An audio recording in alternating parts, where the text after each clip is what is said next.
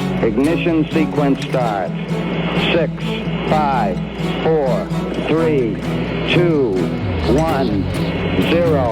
Liftoff. We have a liftoff.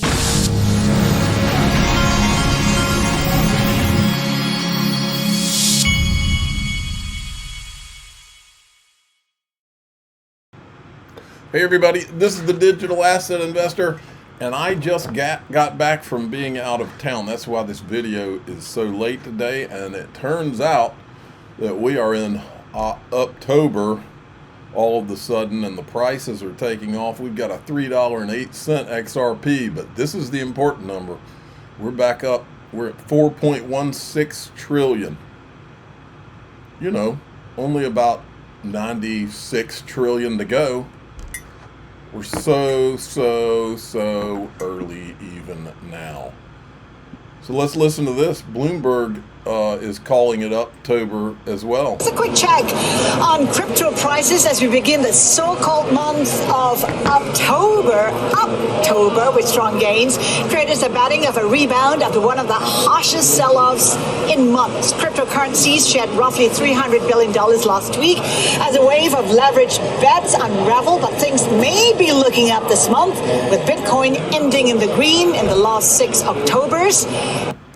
Okay, and then she was apparently talking to Charles Hoskinson, and look what he says is going to happen in the next 3 to 5 years. So you're talking about a coexistence between traditional finance and what we have right now, what you represent. I just had a conversation with Vlad Tenev of Robinhood. He talks about how cryptocurrencies will be the backbone of the financial system. Yeah. Will it be? I think so. I mean, tokens are like financial stem cells. They could be heart cells and brain cells, and so they could be securities or commodities or currencies or intellectual property. And having T0 24/7 global settlement with full programmability is a really powerful thing. The only thing we're missing is selective disclosure and rational privacy. You need to have the ability to do private smart contracts to sort out the private side from the public side, and that's where the industry's at right now, solving that last mile problem. Once you have it, you can pull everything together, and then you can be a superset to broker dealers and superset to custodians and all this other stuff that runs the legacy world. And at that point, there's no reason to run on the legacy systems. You want to run the crypto systems because there's far more liquidity. And when will that happen?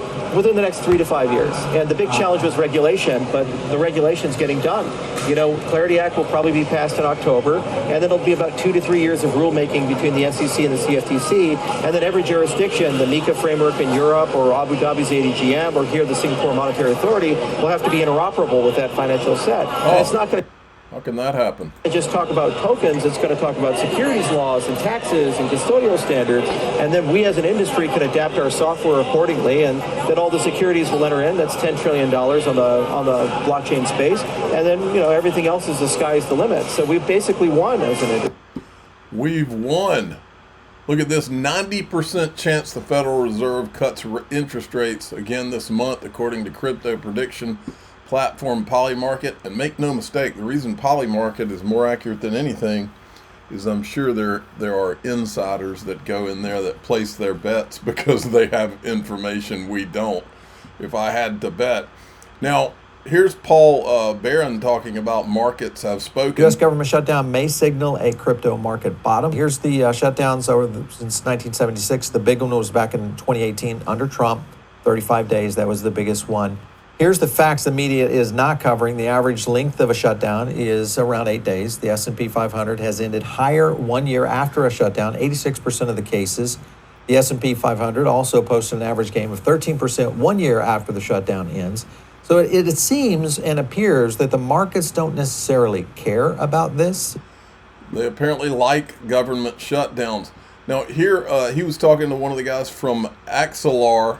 Listen to this clip. One other thing. I look at the size of the XRP ecosystem.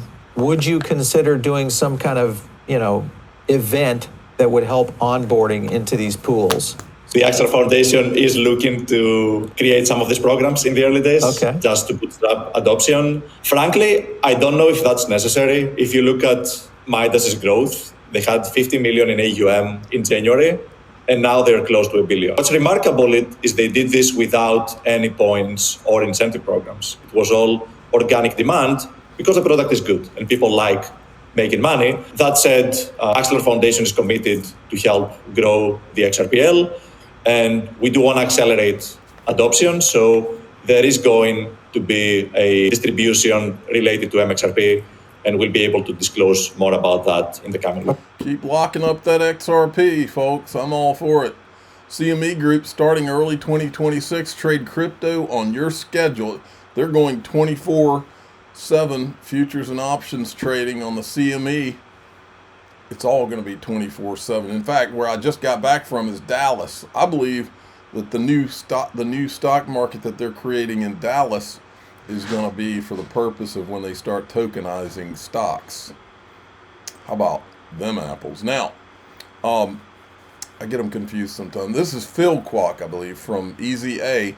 He was on Trade Talks with the NASDAQ people. Listen to this clip.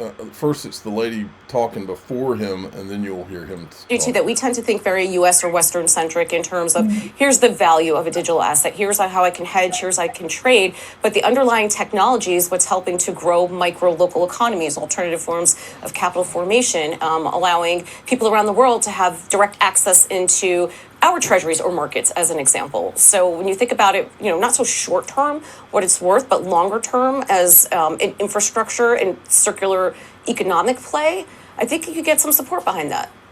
Yeah, I think of it like a mega trend. So I think about early digitization of payments, and then we had the internet that was combined with the internet. Then we had mobile come on the scene, and that really helped globally people able to move money and have a commerce that was faster and quicker and more accessible. And now I look at stablecoins as being part of another mega trend.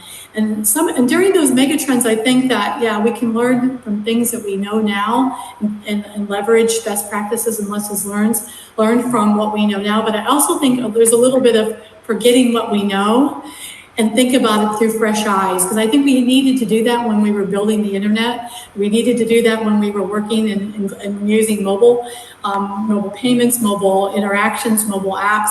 So I think that's the same for stablecoins. I think it's really thinking through fresh eyes, especially with AI. I agree. I mean, I'd love to add to that, Marianne. I think you're absolutely right in terms of the way that we see these technologies progress. I think one of the clearest ways that this was distilled for me was actually the way that Ripple put it in the Ripple Primer. This was way back.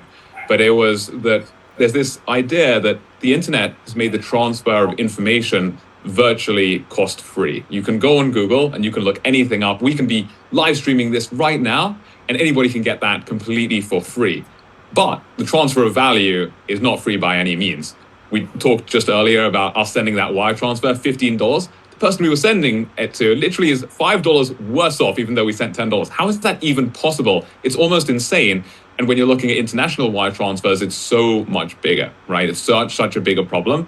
This is about making the transfer of value free or virtually free. That's what we can do with these new technologies, with these new blockchains, with the XRP ledger, with other blockchains as well. It is something which is so important. I think we vastly underestimate the impact which making the transfer of value virtually free is going to have on the world.